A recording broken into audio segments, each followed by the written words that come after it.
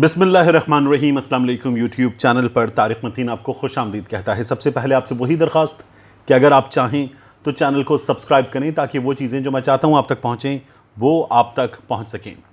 अशरफ गनी ने अफ़गानिस्तान के साबिक़ सदर मफरूर और भगोड़े अशरफ गनी ने बिल्कुल मियाँ नवाज़ शरीफ साहब की तरह क्यों निकाला कह दिया है।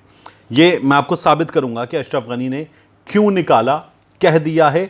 और अशरफ गनी ने यह भी कह दिया है कि मैं वापस आऊँगा।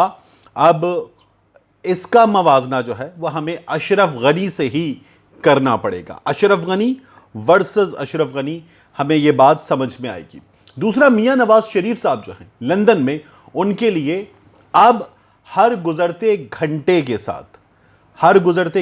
साथ मुश्किलात बढ़ती जा रही हैं। कैसे, ये भी आपको इस वीडियो में मैं बताने जा रहा हूं।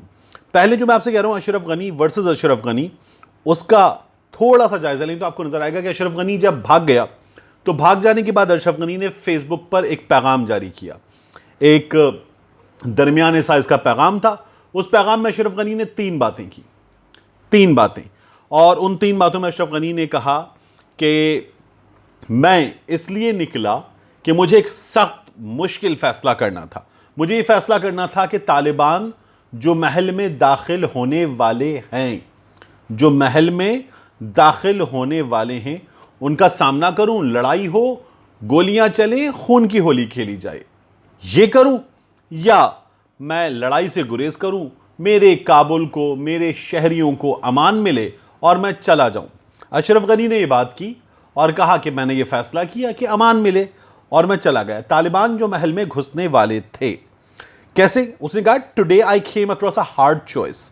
आई should stand to face the armed Taliban who wanted to enter the palace और leave the dear country that I dedicated my life to protecting the past 20 years. 20 साल से मैं इसकी हिफाजत कर रहा था, इसकी हिफाजत करूं या फिर चला जाऊं। तो मैं चला गया। तालिबान दाखिल होने वाले थे। दूसरी बात उसने ये की कि तालिबान पे बड़ी जिम्मेदारी आयद होती है। अब तालिबान आगे लेकर चलें, तालिबान जो है वो मुल्क की तरक्की के लिए, खुशहाली के लिए काम करें, लोगों के दिल जीतें, वगैरह वगैरह, इसमें नाकाम हो गए तो बहुत बुरा होगा। और तीसरी चीज़ उसने आखिर में बात की अशरफ गनी ने, और कहा कि मैं इंटेलेक्चुअली अपने दिमाग के साथ, अपनी जहानत के साथ, अपनी सोच के और फिक्र के साथ जो जो कर सका अपने लोगों के लिए वो करता रहूँगा। अशरफ गनी कहता है make a clear plan to do and share it with public. ये तालिबान के वाले से कहा कि बनाएं चीजें और लोगों से शेयर करें। I will always continue to serve my nation with an intellectual moment and a plan to develop lots more talk for the future. आगे भी बात होगी। लॉन्ग लिव अफगानिस्तान, ये अशरफ गनी ने कहा। अब अशरफ गनी ने तीन बातें की। अब अशरफ गनी भागने के बाद जब सामने आ गया कि यूएई चला गया, यूएई की हुकूमत ने बता दिया, अशरफ गनी का वीडियो पैगाम फेसबुक पर जारी हो गया। तो वीडियो पैगाम में अशरफ गनी क्या कहता है? अशरफ गनी अपने वीडियो पैगाम में कहता है अफगानिस्तान एक बार फिर आज़ाद और तरक्की की जानिब गामजन होगा। ये पहले उसने बात नहीं की। उसने कहा तालिबान आ गए, तालिबान की जिम्मेदारी है। कहा अगर मैं रह जाता तो अफगानिस्तान के जमहूरी सदर को एक बार फिर फांसी पर चढ़ा दिया जाता। तालिबान ने आम मुआफ़ी की वहाँ पर बात कर दी थी। मैं पुरअमन तरीके से तालिबान को इख्तियार मुंतकिल करना चाहता था, मगर मुझे मेरी मर्जी के खिलाफ निकाला गया। यहां आ गया अशरफ गनी का क्यों निकाला। मुझे मेरी मर्जी के खिलाफ निकाला गया। उसके बाद वो कहता है चाहता था काबुल में खून-ए-ज़ी ना हो, इसलिए बाहर गया। बहुत से लीडर्स गए और फिर वापस आए। वापसी के लिए पुरुम्मीद हूं। साबिक़ सदर अशरफ गनी फेसबुक पर एक और बात बताते हैं, मजबूरी में अफगानिस्तान से गया हूं। दुश्मन काबुल में आकर मुझे एक से दूसरे कमरे में तलाश कर रहे थे। पहले ही कह रहे फेसबुक पैगाम में Taliban wanted to enter the palace. Taliban महल में, सदारती महल में दाखिल होना चाहते थे। अब कह रहा है दुश्मन मुझे एक कमरे से दूसरे कमरे में तलाश कर रहे थे। और उसके बाद जो है उसने यही बात की कि मैं वापस आऊँगा। तो अशरफ गनी को हो सकता है संदेशे भी आते हो जो ये कह रहे हैं कि मैं वापस आऊँगा। ये बात अशरफ गनी ने की और कह दिया क्यों निकाला। अब अशरफ गनी जो है पहले तीन बातें कर रहा था, अब यहाँ बिल्कुल मुख्तलिफ बातें कर रहा है कि मैं वापस भी आ सकता हूं, मैं पैसे भी लेकर नहीं गया। ये जो मेरे बारे में बातें हो रही हैं कि पैसे लेकर गया है, मैं पैसे लेकर नहीं गया, कुछ भी लेकर नहीं गया। मेरे जो मेज़बान हैं यानी यूएई की हुकूमत है, उनसे आप पूछ सकते हैं कि मेरे पास क्या है क्या नहीं है। इसके बाद दूसरी खबर जो मैंने आपसे कहा था कि मियां नवाज शरीफ के लिए अब हर घंटे में मुश्किलात बढ़ रही हैं। ये नहीं हो रहा कि मियां नवाज शरीफ के लिए मुश्किलात बढ़ती जा रही हैं, अब हर घंटे में मुश्किलात बढ़ रही हैं। कैसे? ये जो बच्चा था शायान, जिसकी आबिद शेर अली से लड़ाई हुई थी रेस्टोरेंट में, जिसकी फैमिली से, और ये वीडियो बना रहा था, फिर ये आया, इसने आके एक वीडियो पैगाम दिया, ट्विटर अकाउंट बनाया, सामने आया, और फिर उसके बाद उसने ऐलान किया कि मैं 14 अगस्त को 10 डाउनिंग स्ट्रीट बरतानवी वज़ीर आज़म की रिहाइश गाह के बाहर मुजाहिरा करूंगा। इसने मुजाहिरा किया। बरतानिया में होने वाले मुजाहिरे के हवाले से एक बच्चे की एफर्ट के नतीजे में मुनासिब मुजाहिरा था। इस बच्चे ने वहाँ तकारीर वगैरह की। अभी 16 साल का भी नहीं है। तो ये बच्चा जो है 23 अगस्त को गालिबन ये 16 साल का होगा। तो ये जो है डट गया, खड़ा हो गया। इसने एक पटिशन जो है बरतानिया में वो लॉन्च कर दी, दोनों बातें हैं।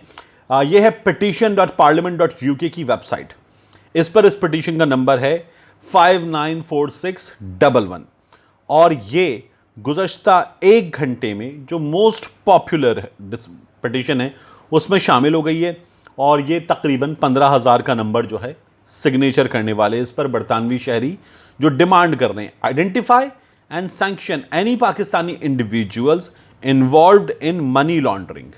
ये मियां नवाज शरीफ साहब के हवाले से बात हो रही है और इसमें कहा है कि we would like the government to identify and sanction any Pakistani individuals who bring dirty money from overseas similar to sanction on individuals from Iraq. ये हो चुका है बरतानिया में। इराक के लोग, वेनेजुएला के लोग और दीगर मुल्कों के लोग जो हैं उन पर पाबंदियां लगी हैं। The government has to fight harder to keep dirty money out of the UK. Government जो ये काम करे, बरतानिया में इस पर पहले भी काम हो रहा है।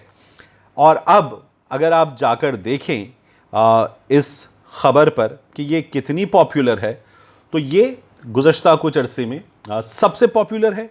1149 इस पर गुज़श्ता 1 घंटे में लोगों ने सिग्नेचर किए हैं और कहा है कि मियां नवाज शरीफ साहब जो हैं वो लूट का माल बरतानिया लेकर आए हैं, मियां नवाज शरीफ को वापस निकाला जाए। पहले ही मियां नवाज शरीफ साहब का जो वीज़ा है उसमें तौसी की दरख्वास्त जो है वो रद्द हो चुकी है। अब ये 10,000 का नंबर क्रॉस कर चुके हैं, 15,000 पे पहुंच चुके हैं। बहुत तेज़ी से अब ये नंबर बढ़ रहा है क्योंकि पाकिस्तान में सोशल मीडिया पर ये तमाम सिचुएशन डिस्कस हो रही है। पॉपुलर एंकर्स जो हैं वो इसको सोशल मीडिया पर लोगों के साथ शेयर कर रहे हैं। तो बरतानिया में जो बड़ी तादाद में पाकिस्तानी हैं वो इसको साइन कर रहे हैं और अगर ये 1 लाख दस्तखत हो जाएंगे, जिसके होने के कवी इम्कानात हैं, तो फिर ये पिटीशन जो है ये बरतानवी पार्लियामान में ज़ेर बहस आ सकती है। मियां नवाज शरीफ साहब का ये तमाम मामला बरतानिया की पार्लियामान में ज़ेर बहस आएगा। वहाँ डिस्कशन होगा कि मियां साहब को निकालें या नहीं निकालें, मियां साहब कैसा पैसा लेकर आए हैं, मियां साहब आए हैं क्यों आए हैं, इलाज कराने आए हैं। पार्लियामान में डिस्कस होगा कितना इलाज कराया है और उसके बाद मियां नवाज शरीफ साहब को इस तमाम बहस का जो नतीजा वो भुगतना भी पड़ सकता है। तो वो लड़ाई जिसमें आबिद शेर अली साहब गालियां दे रहे थे, एक फैमिली से शुरू हुई थी। और मैं ये कह रहा हूं, पहले भी मैंने कहा था, अब भी कह रहा हूं कि कैमरा जस्टिस ये सब कुछ नहीं होना चाहिए। कोई शख्स अपनी फैमिली के प्राइवेट लम्हात में, निजी लम्हात में वो बैठे हुए हैं, खाना खा रहे हैं, ये उनकी पॉलिटिकल ज़िंदगी नहीं है, तो उसमें इस तरह से नहीं घुसना चाहिए। लेकिन इस इंसिडेंट पर दोनों साइड्स का अपना एक व्यू पॉइंट है और वहाँ पर लड़ाई शुरू हो गई थी और अब उस लड़ाई का नतीजा खाने की मेज़ से जाने की नतीजे तक हमारे सामने आ सकता है।